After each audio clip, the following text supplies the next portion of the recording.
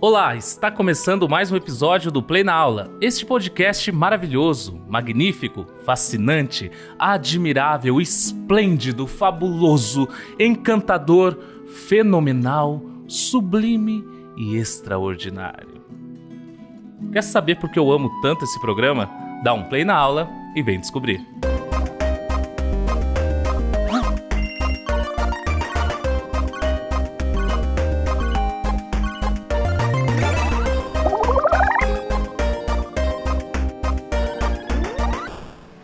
Continuando a nossa série Eras da Literatura, este é o nosso segundo episódio e hoje o assunto é romantismo. Para conversar com a gente a respeito de tudo que envolve esse movimento literário, inclusive o que costuma cair no Enem nos vestibulares, estamos aqui hoje com a professora Sheila Pelegre. Seja bem-vinda, professora. Muito obrigada, Canda. É um prazer estar aqui. Muito obrigado por aceitar o nosso convite. É um prazer. E vamos começar descobrindo um pouco mais sobre você, sobre sua trajetória, como que a literatura entrou na sua vida. Conta pra gente. Perfeito. A literatura entrou na minha vida na infância. Eu fui uma leitora voraz desde a infância, principalmente na adolescência. Então, quando eu fui prestar vestibular, eu já queria ser professora de literatura. E aí, prestei letras. Fui fazer letras na Unesp, em Araraquara, já com foco em estudar literatura, né? Muita gente estuda letras para ser professor de língua inglesa, língua portuguesa. Eu queria ser professora de literatura. Eu já escrevia poesia na adolescência, então eu estava muito envolvida com o quanto a arte literária pode transformar a forma como a gente enxerga o mundo, e fui estudar literatura. E aí, lá, isso nos anos 90, eu prestei mestrado, fiz mestrado em estudos literários.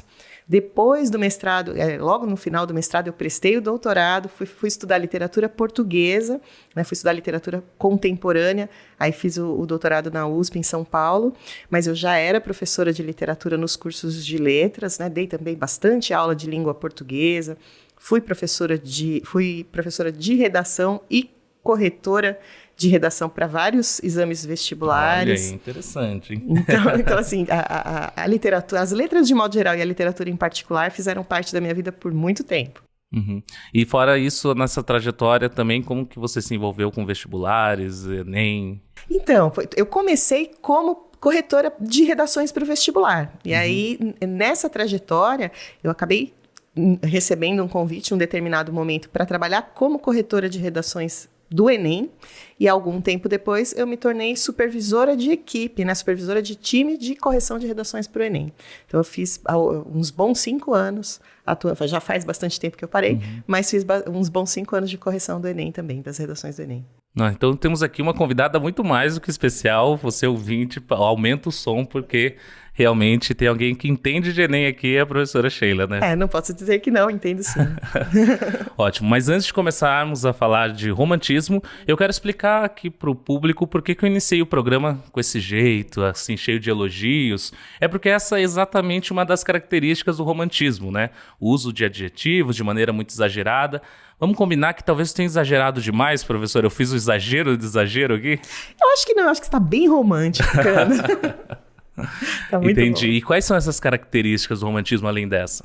Exato. Então, o romantismo é um momento da literatura, né, em que o eu fala mais alto do que qualquer outra demanda, vamos dizer assim. Então, quando o poeta fala de si, ou quando o escritor constrói o seu protagonista, é sempre com muita intensidade, de uma maneira muito intensa. Então, por isso, esse exagero, né? Então, e existe um sentimentalismo envolvido que é muito importante, né? Então, o sentimento, o subjetivismo, uma visão de mundo muito autocentrada, né? Centrada nas necessidades daquele sujeito, isso é a tônica de todos os momentos do romantismo. Existem fases dentro do romantismo, né? Elas variam um pouquinho de um país para o outro, mas o que todas as literaturas românticas têm em comum é esse movimento para dentro dos seus sentimentos, do seu inconsciente, das suas necessidades, e a expressão disso de uma maneira bastante intensa. Então, falando um pouco dos países, dessas diferenças, né? Por exemplo, precisamos entender o contexto histórico. Sempre que a gente fala de literatura, a gente precisa entender onde estávamos nessa época, no romantismo, e começando pela Europa, por exemplo. Como estava lá o mundo na Europa nessa época? Eu acho que a primeira coisa que a gente tem que ter em mente aqui, que é um fato histórico, que é um divisor de águas, é a Revolução Francesa.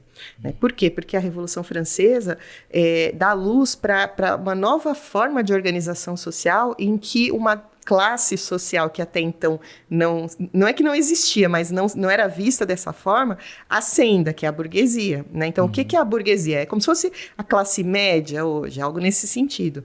Então, a gente tem uma aristocracia que com a Revolução Francesa vai entrando em declínio, a gente tem uma nobreza com menos status, digamos assim, nesse momento, poder de decisão, e um proletariado que vai avançando e uma classe social, que é a burguesia, que passa a consumir literatura. Eu acho que esse é o ponto importante aqui para a gente entender o romantismo. O romantismo é uma literatura escrita também para ser lida não apenas com um fruir artístico assim elevado, mas como entretenimento. Né? Então, ler um romance era, naquele tempo, mais ou menos como ir ao cinema hoje. Então, quer dizer que a população começou a ler nessa época?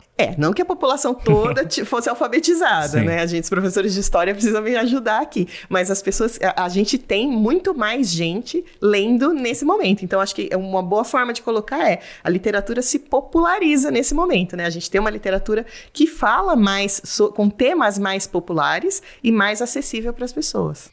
Entendi.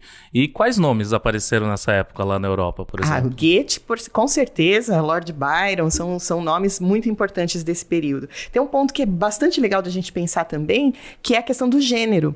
Na literatura romântica, a gente passa a ter o romance, a prosa, como um gênero com valor. É o primeiro movimento para a prosa com mais valor, com mais as pessoas com mais acesso à prosa, portanto, não só a leitura do texto escrito em verso, ou só o teatro, né? Por isso também é popular, porque ler o texto em prosa não é que é mais fácil, mas é mais acessível, é um primeiro contato com a literatura mais popular. E outros nomes ali que apareceram também nessa época que são importantes, olha, talvez? A gente tem muitos nomes. Por exemplo, o Lord Byron, para pensar em ultrarromantismo, Goethe, na Alemanha, para pensar também no ultrarromantismo. Mas em Portugal, por exemplo, a gente tem o Almeida Garré, que é uma referência. Não, e a gente está nesse contexto ali de final de Revolução Francesa, né, professora? E na França, tinha algum nome? Sim, Victor Hugo. Victor Hugo é o mais importante escritor do romantismo francês, né? O autor dos Miseráveis. E o pessoal conhece Os Miseráveis. Se não quiser ler, pode assistir o filme, né? Um filme maravilhoso. Sim, tem mais de uma versão, inclusive uma que é toda cantada, musical, bem recente, incrível. Musical, muito bonita. Isso. Bom, agora vamos falar de Brasil, né? Mas para falar como que foi o romantismo no Brasil, está no ar o quadro Play Game.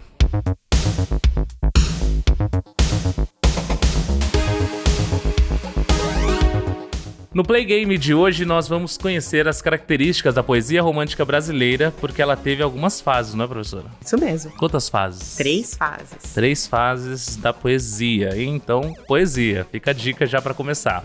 Na tela vão aparecer alguns autores ao lado de algumas imagens que representam essa fase poética, da qual fazem parte. E nós teremos que dizer o nome da geração e explicar a relação com a imagem. Você de casa joga também. Vamos lá então. Vamos para a primeira imagem. Aqui nós temos a foto de Gonçalves Dias e a foto de um indígena. O que isso representa, professora? Primeira geração do romantismo brasileiro, fase indianista. Vamos ver a resposta. Primeira fase indianista ou nacionalista. E como que foi essa fase, professora? Quem que estava ali, representava essa poesia?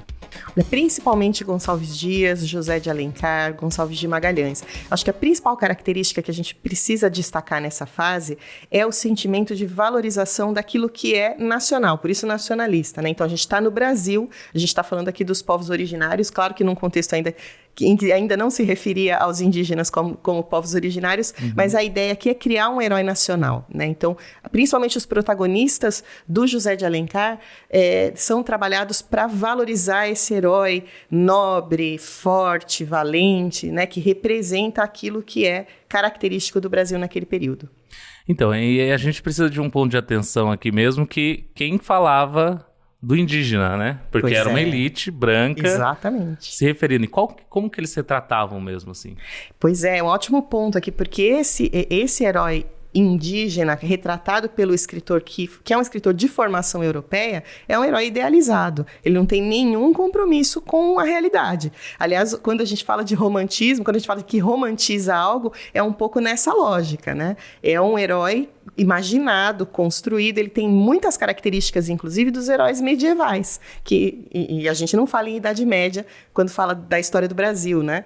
Então, é um herói com uma nobreza muito próxima do herói medieval característico, né? Padrão. Então, portanto, ele é romantizado. A gente falou no episódio passado com a professora Marisa Tello também sobre a figura do indígena ali naquele momento pré-romântico. Aqui, provavelmente, nós vamos falar da figura do indígena em todas as fases da literatura, mas é importante ressaltar que hoje, né, na literatura contemporânea, nós temos não só escritores, como artistas indígenas falando sobre eles mesmos, né? E é importante ir atrás dessas obras, porque eu acho que essa voz finalmente chegou, né? Com certeza, quando a gente lê sobre o Peri, né, quando a gente vai lá para o Guarani e lê as características que o narrador dá para esse herói, para esse protagonista que está no papel de herói nessa narrativa, a gente percebe que não há nenhum compromisso com a cultura, né, com tudo aquilo que gira em torno do dia a dia, do cotidiano, dos hábitos, dos valores, da fé daquele indígena que está sendo retratado ali. Ele é totalmente idealizado.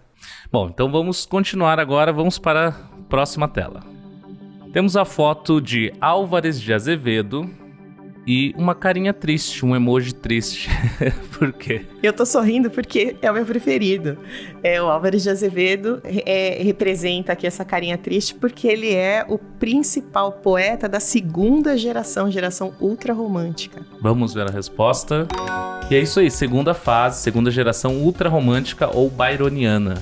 Como que foi essa fase? Perfeito. Aqui o Lord Byron é um escritor que inspirou muito da poesia da geração ultrarromântica, né? E o Álvares de Azevedo aqui no Brasil é o seu maior representante. Por quê? Porque é uma poesia em que o eu lírico, mais do que nunca, fala de si, né? Quando a gente fala de poesia, a voz que fala na poesia é o eu lírico, né? O eu poético, dependendo do autor. Mas esse eu aqui fala muito de si, das suas dores, dos seus medos, das suas angústias, e com uma inspiração que vai muito para o gótico, né? Para o fantasmagórico, para o sobrenatural, né? Então, o ultrarromântico tende a ter uma musa inspiradora, e o Álvares de Azevedo faz, na poesia dele tem muito isso, com um tom melancólico e muitas vezes até aterrorizante. Então essa carinha triste é isso, é um pessimismo exagerado, né? Sim, tem muito pessimismo. A poesia da geração ultrarromântica não olha para o tempo presente, olha para o passado ou para uma percepção do presente negativa, pessimista. O mal do século. O mal do século. Aí o mal do século XIX, porque aqui é o século XIX, tá, gente? O mal do século XIX é o spleen, né? É esse tédio, é essa falta de perspectiva com o futuro. É isso. Então vamos agora para a terceira tela. Castro Alves, a foto de Castro Alves, e do lado uma grande ave preta aqui, que eu não sei qual ave é, não parece é um urubu? Acho que não. O que é isso aqui, professora? Maravilha, aqui a gente está na terceira fase e eu aposto na geração condoreira. Condoreira, vamos ver a resposta? Terceira fase, condoreira. Agora eu não entendi nada mesmo. Por que condoreira? Aqui é uma alusão ao nome dessa ave, que é um condor, né? O condor é uma ave que voa alto, enxerga longe. Essa é uma alusão ao tipo de literatura, ao tipo de poesia em específico que o Castro Alves escreveu e os seus contemporâneos, que era completamente diferente das duas fases anteriores, né? Essa geração é uma geração que tem uma preocupação com as questões sociais do seu tempo, né? Então, e aqui no Brasil, naquele momento, especificamente em relação à situação da escravidão, né? Então, a diferença aqui é que é uma poesia com características mais sociais, mais preocupada com as questões do seu tempo. É isso aí, esse foi o Play Game. Então, aprendemos aqui 3 fases da poesia romântica, né, brasileira, que foram ali, para recapitular aqui para o nosso estudante que está nos ouvindo. Primeira fase, professora? Primeira fase, indianista ou nacionalista. A segunda fase. Ultrarromântica ou byroniana. E a terceira fase. Condoreira. Anota isso aí que vai ser importante para você lá no vestibular e no Enem. Mas além da poesia romântica, nós tivemos também a prosa romântica no Brasil. A professora comentou ali no começo que a prosa já foi um acesso maior para que as pessoas conseguiam entender melhor talvez o texto ou estava mais próximo ali deles. E eu queria entender qual é a diferença entre poesia e prosa, professor. Maravilha. A primeira pergunta é a mais importante aqui, porque é uma diferença que tem a ver com a forma como se escreve, né? Então é uma diferença de métrica, de ritmo. Enquanto a poesia é um texto escrito, até aqui, tá? Vamos falar de romantismo. É um texto escrito em versos, né? E aí, portanto, tem um número de sílabas, né? Tem um esquema de rimas. A prosa é um texto linear, né? Você não precisa... ela não é marcada necessariamente por um ritmo, né? Por uma cadência, por uma sonoridade. É interessante também que aonde essa prosa estava, né? No último episódio, você que não ouviu, vai lá ouvir o episódio do pré-romantismo. A professora Marisa trouxe aqui até o exemplo do folhetim, né? O quanto que isso realmente foi importante para popularizar. E por isso é hora do Play na História.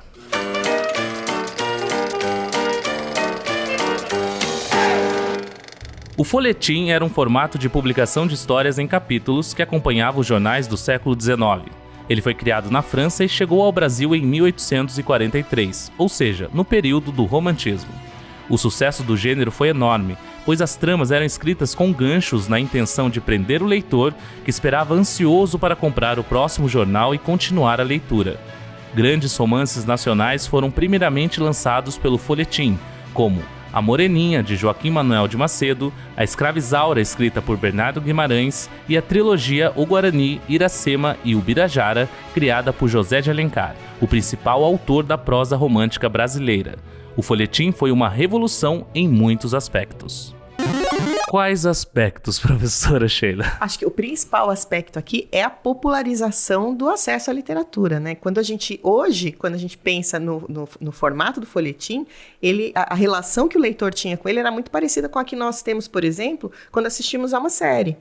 Né? É exatamente o gancho, né, que foi o que você comentou, é que transforma o folhetim em algo interessante. A história ia sendo contada, eu ia acompanhando aquela história, ela parava num momento muito interessante e me fazia ficar esperando pelo próximo capítulo, no caso, para poder continuar essa história. Isso fez com que a literatura desse período se tornasse muito mais interessante, disseminada, acessível.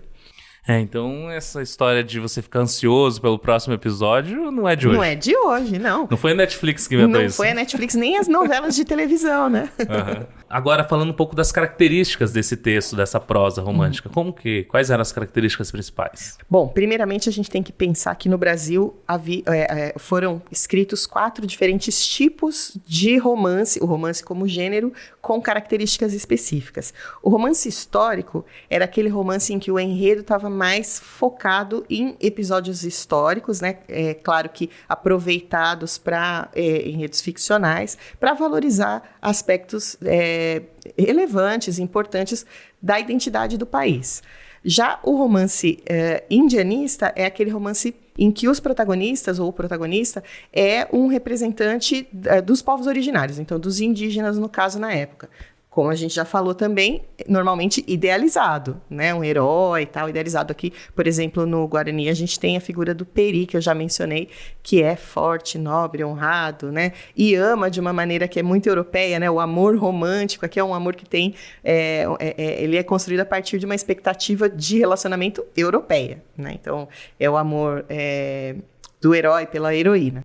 Além do romance histórico e do romance indianista, a gente tem também aquelas histórias mais urbanas, por exemplo, Senhora e o Lucila, que são histórias cujos personagens vivem nas cidades, né? Ainda que aquilo que a gente entende por cidade hoje, né, por ambiente urbano, fosse bastante diferente naquela época, sim, aqui a gente tem personagens que vivem no contexto urbano, né? Então, na verdade, o que se destaca ali é a forma como as pessoas se relacionam naquele momento.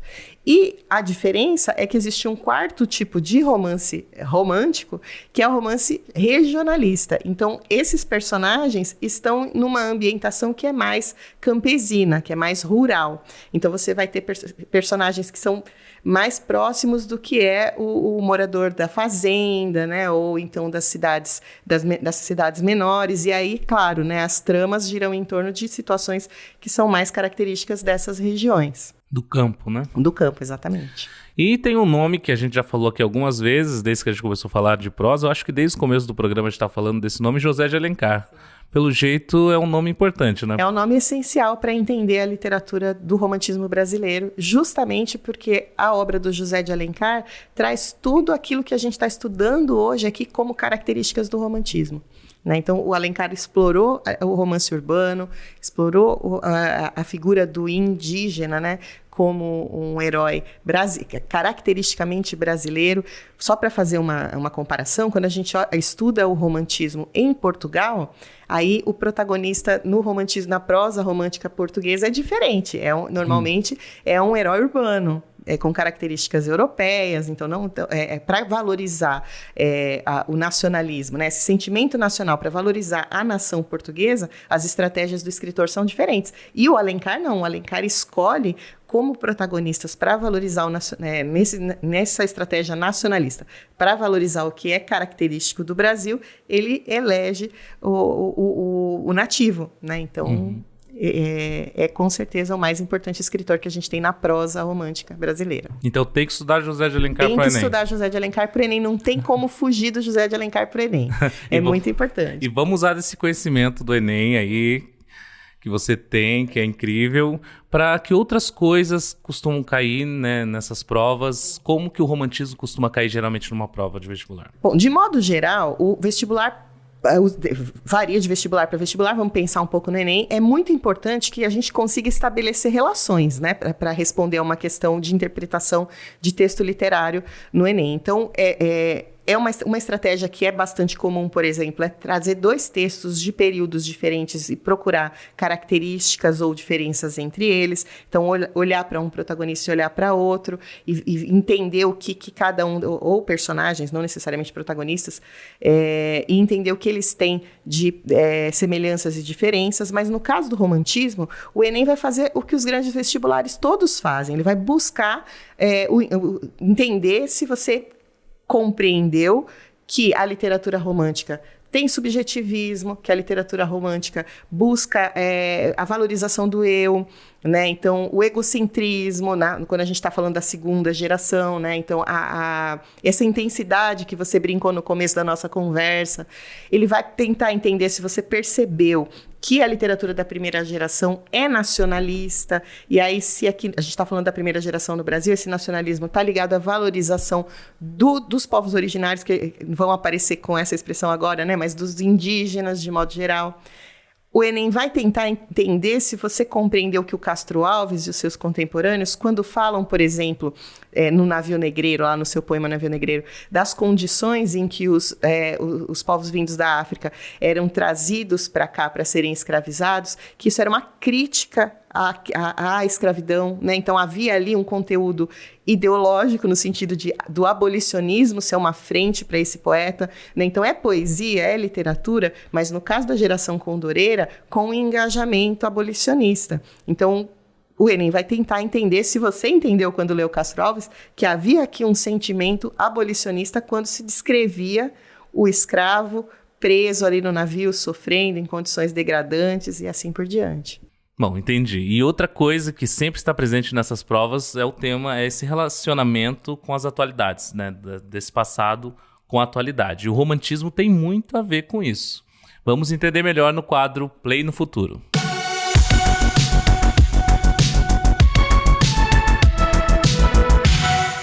Conforme estamos falando, a luta pela valorização do indígena e do negro é um tema bastante presente no romantismo brasileiro. Seja na poesia de Gonçalves de Magalhães e Gonçalves Dias, seja na prosa de José de Alencar e Castro Alves. Esses textos do século XIX retratam críticas sociais pertinentes aos dias de hoje. Haja vista, por exemplo, os infindáveis confrontos entre garimpeiros e povos originários, mais recentemente, os Yanomami. e os diversos casos de preconceito e racismo que continuam aparecendo nos jornais. Será que esses temas do romantismo nacional continuarão relevantes no futuro? Infelizmente, parece que sim, não é, professora? Parece que sim, porque, enfim, todos eles envolvem, em alguma medida, os grandes desafios de se relacionar, né? Então, vejo relevância, sim, com certeza. E esses temas estão aí desde lá, mas como que era esse tema? Porque hoje falamos disso, né?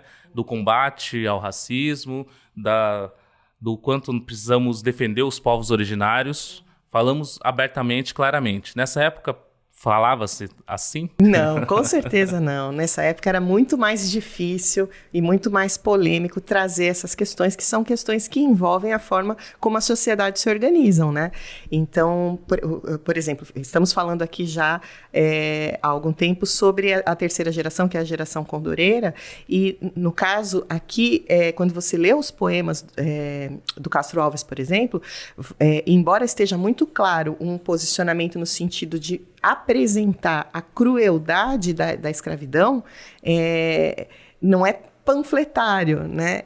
O leitor se envolve, se comove, mas não é didático, né? Hoje há um conforto para se falar desses temas, de todos os problemas que envolvem a discriminação, o preconceito étnico. Então, a dor é a mesma, a forma como se fala sobre isso mudou bastante. Bom, estamos chegando ao fim do nosso podcast e aquele momento que todos esperam, que é a dica de ouro para mandar bem nos vestibulares e principalmente na prova de literatura, principalmente no assunto de romantismo. Qual é a dica, professor? A dica de ouro é prestar muita atenção nas referências que são possíveis. É exatamente aquilo que você falou há 2 minutos atrás. Os temas do romantismo são temas relevantes até hoje.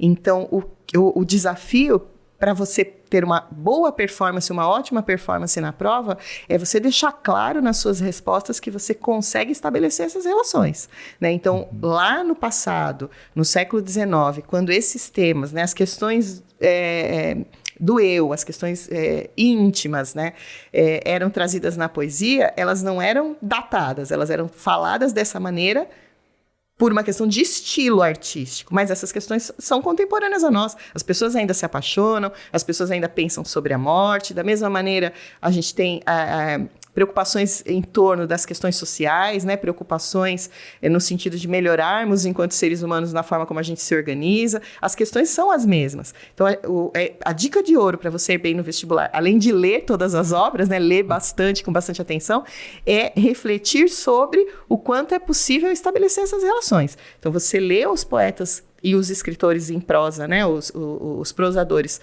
lá do século XIX, lá do movimento romântico, né, das 3 gerações românticas, entendendo o contexto em que essas obras foram escritas, procurando estudar sobre esse contexto, porque ele é muito importante para entender a forma como as coisas aconteceram, mas também com um olhar para os dias de hoje, né, olhando para o nosso tempo para poder estabelecer essas relações. Volta esse áudio 3 vezes porque foi uma dica de ouro aqui de uma especialista em Enem. Muito obrigado pela presença, professora Schenck. Eu é que agradeço. Esse foi o nosso 2º episódio da série Eras da Literatura. E não deixe de dar um play nos outros programas, tem muita coisa boa por lá. Desejo a você, estudante, uma boa prova e até o próximo programa.